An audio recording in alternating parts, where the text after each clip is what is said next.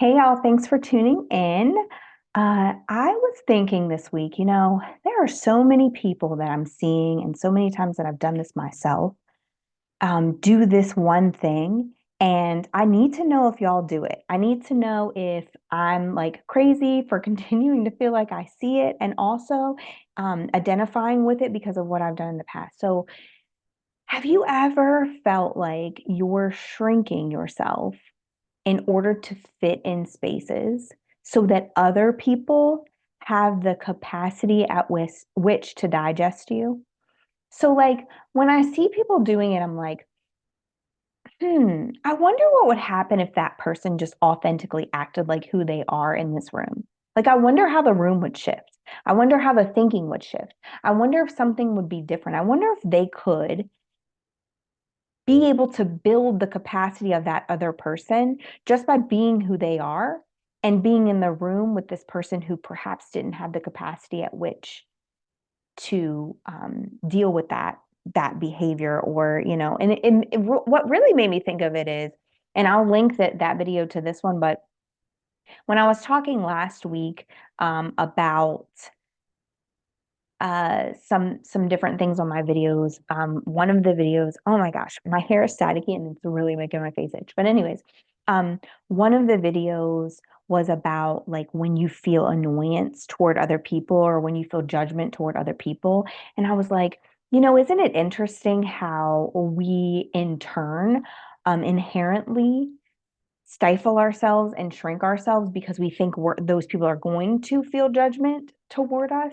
And it made me think about a relationship that I was in once where, the person thought I was too much. And like, I just became this very diluted, watered down version of who I really am.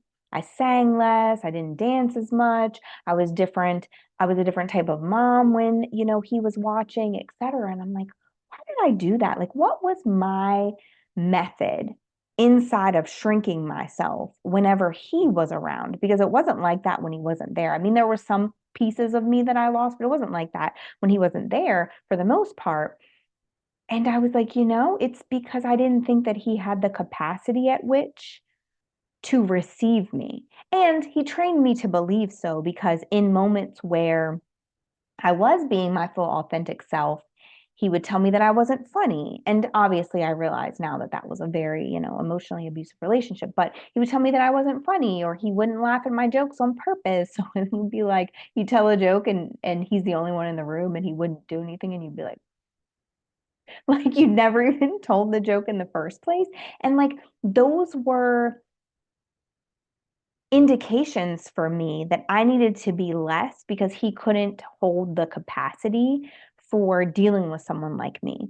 When I would go into a room and people would give me attention, male and female, like you could just tell that it didn't sit well with him. So I had to become a diluted version of me because he didn't have the capacity at which to deal with the full version of me. And I'm not saying to do that. I'm saying that that's what I was doing in order to be in that space. But what happens if you require the room to grow in capacity so that it values you? Because you're not responsible for them being intolerable, immature, or their unhealthy palates, right? That's not your job. Your job is to be you.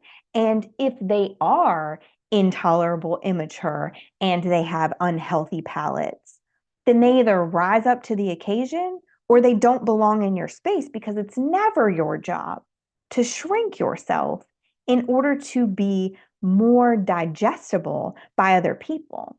And it made me also think in that same relationship, like I'm a huge nerd when it comes to like, I want to know how to do this in a different way. So I like submerge myself in all the information, right? And so whenever I was trying to figure out how to go from being in a very abusive relationship into what I thought was a healthy one, I read the research and tried to find the tools to communicate differently. I was really working on not being defensive, etc. And when I dove into that, I found the Gottman Institute and John Gottman's teachings.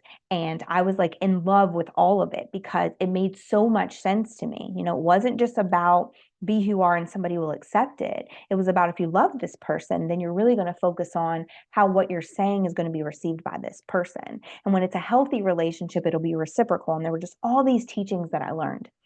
And I did not share them in a condescending way, but I shared them with my partner in a way that was like, I read this. What do you think about this?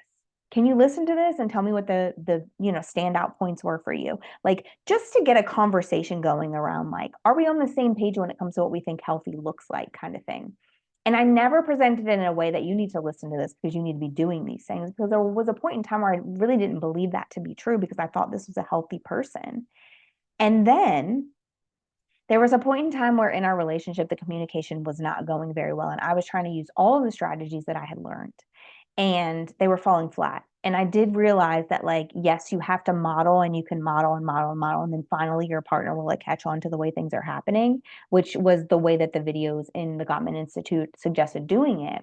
There's also this part of me that realized that no matter how much you do the healthy thing, if the person is unhealthy, like, they're not going to follow suit because they actually want the argument. They actually want to fight. Like, that's what they're looking for inside the relationship. That's what gives them the fill for their love cup, per se. So, anywho's, I try to use the thing, and I remember him having like some feedback that was negative about the thing that I tried to use. And I tried to gain clarity. So I was asking other questions. And what I landed on was, he didn't like the tool I was using because it required him to actually correspond with me in a mature manner instead of being condescending and controlling.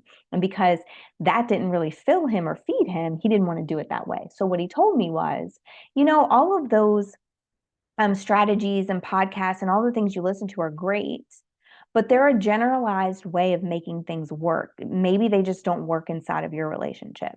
And y'all, when I tell you I internalized that and believed it to be true, I was like, okay, that's true. Like, the Gottman Institute, even though they like can tell divorce by like a 90-some% accuracy, so they know what they're talking about, but like, that doesn't work for everybody. And maybe that, like, girl, you've read so much research that says this to be true inside of a healthy relationship. At what point were you going to just ask yourself, is this a healthy relationship or not? Because that's what I ended up landing on. Oh, he wants me to use unhealthy communication tactics because that's the way he operates inside of a relationship, and that's what's going to make him feel comfortable. But that doesn't mean that makes the relationship healthy. And so, yes, you're communicating in a way that a healthy partner would communicate, but he's not a healthy partner, and this relationship isn't healthy. And so therefore he's going to tell you that that thing doesn't work for everybody because he doesn't want you to use it. He doesn't have the capacity at which to communicate with a healthy partner. Therefore, his palate is unhealthy. Therefore, if you try to change, you're going to have to change into an unhealthy partner in order to meet the capacity that this person has to communicate. But why would you shrink yourself into a previous version of yourself to stay in an unhealthy space because this person needs you to be that in order for them to be able to digest you? It's the same way with a job. You wouldn't become less qualified. You wouldn't become less qualified to fill a space. You would say, you know what? I'm too qualified for this position, or I'm going to go look for more while I fill this position. You wouldn't be like, oh, just kidding, I don't have that degree, if that makes you feel insecure.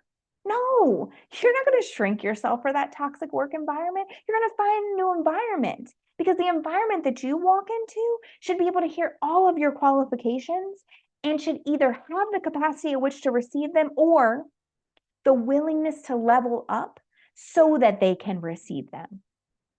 And so today, I just encourage you, if you're in a space where you feel like you're shrinking yourself, you're becoming more quiet, you're becoming less of you, you're not doing the things that you would usually do if you were just being your full and authentic self, ask yourself, do they have the capacity to receive me as my authentic and full self?